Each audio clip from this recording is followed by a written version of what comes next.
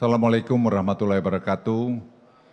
Bapak Ibu sekalian yang saya hormati, izinkan saya memberikan laporan mengenai perkembangan ekonomi 1 tahun pemerintahan Presiden Prabowo dan Wakil Presiden Gibran. Saya diminta oleh panitia untuk menyampaikan laporan di sini. Saya mulai dengan slide saya pertama. Kita lihat ketidakpastian dunia itu sangat tinggi dan kita lihat ada geopolitik di Timur Tengah yang sekarang juga agak masih membaik. Tadi saya di waktu ruang tunggu ditanya apa akan pasti aman di sana, ya waktu aja yang akan bisa cerita sama kita apakah nanti dengan ceasefire di Gaza akan bisa semua tenang. Tapi paling tidak hari ini keadaan itu sangat tenang. Semua pihak bahagia karena ini masalah kemanusiaan. Jadi ada kelihatan tanda-tanda membaik. Kemudian kita lihat Rusia di Ukraina dan juga ketegangan di Laut Cina Selatan. Ya, kemarin saya baru tadi malam saya balik dari Amerika. Saya di sana masalah tarif, saya ketemu dengan Menteri Perdagangan atau Sekretaris Commerce Lutnick. Kami bincang 2 session. Saya berbincang dengan dia 1 jam berdua. Sampai saya pamit, saya bilang karena di luar sudah menunggu tim untuk kita bilateral. Dari pembincangan itu memang Lutnick memberikan pandangan bahwa bagaimana Presiden Trump menghargai amat Presiden Prabowo dengan pidatonya di UN, dan juga ini saya kira satu langkah maju. Dan kemudian kita tahu Presiden Prabowo juga hadir dalam KTT yang di Kairo di Mesir, yang itu sangat diharapkan oleh Presiden Trump. Presiden Trump melalui anaknya juga nelpon saya memastikan bahwa Presiden Prabowo hadir di situ, dan itu saya juga sampaikan kepada Presiden Prabowo, nyarankan untuk beliau hadir di sana. Karena kita memerlukan sekali dua ini. Jadi Presiden Prabowo pergi ke Cina kemarin waktu hari ulang tahun 80 Tiongkok. Itu Cina sangat senang, sangat bahagia sekali. Dan sekarang Amerika sangat senang. Jadi sebenarnya kita kedua sisi sudah pada posisi yang sangat baik. Saya kira dalam perjalanan sejarah Indonesia belum pernah di mana dua pihak sangat berapresiasi, berterima kasih kepada Presiden Republik Indonesia atau kepada Indonesia.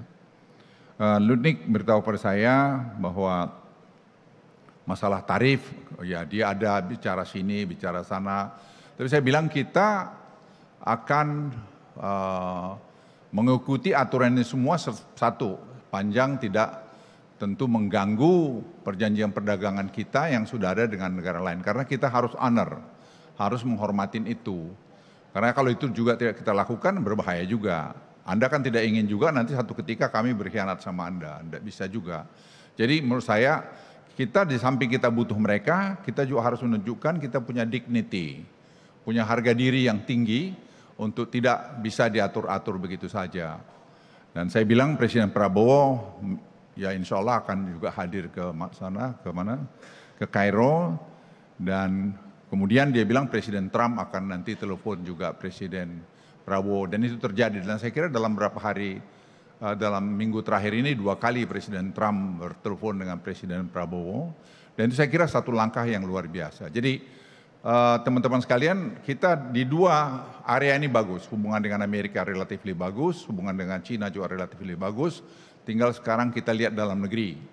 Dalam negeri bagaimana? Tentu banyak masalah yang harus kita selesaikan, tapi overall menurut saya di sana sini kurang, kita akan melihat banyak sekali hal-hal yang bagus.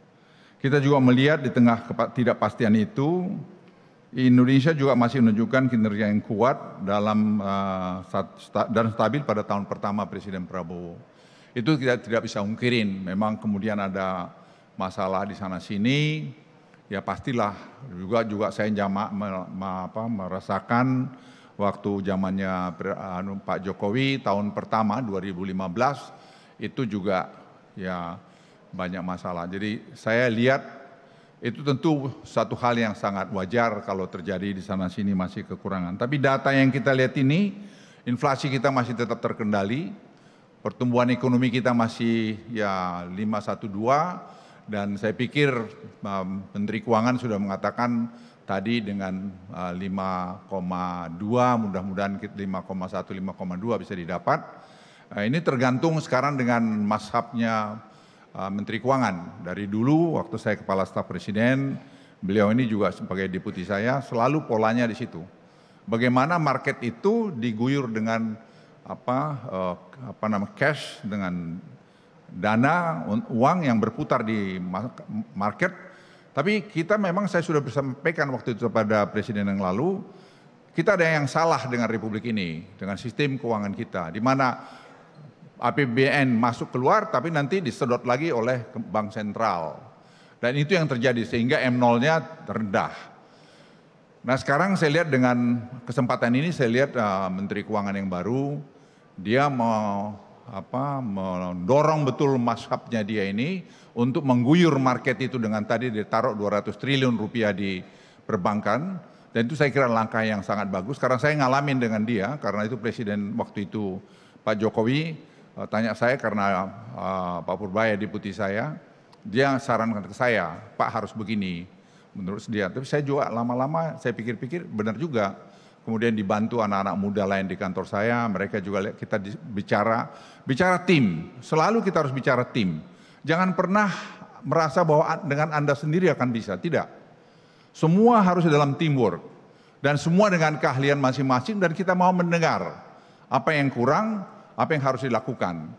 Dan jangan kita juga memberikan masalah aja, kita juga cari jalan keluarnya. Jadi saya juga pada pengkritik-kritik itu, saya senang.